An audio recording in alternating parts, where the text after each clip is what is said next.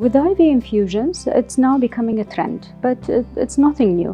It's a combination of nutrients, essential elements, minerals, and neurotransmitters or amino acids sometimes. We include them depending on the indication.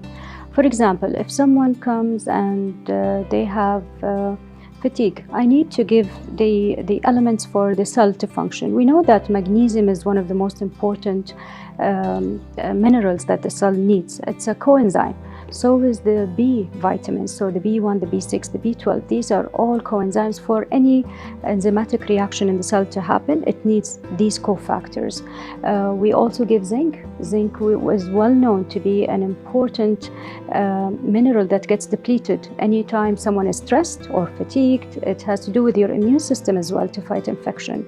So depending on the symptoms that the patient is having and what they're complaining of, I decide, because these are highly qualified IV drips that have been done under pure infection control, and I think the only place in UAE that is licensed and under the Ministry of Health.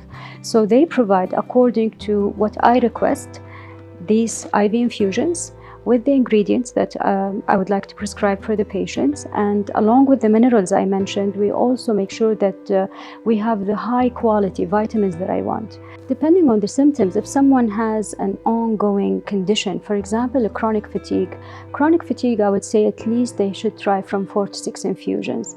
If someone has a bariatric surgery, a bypass where they've cut part of their intestines, probably they're going to need to do it monthly.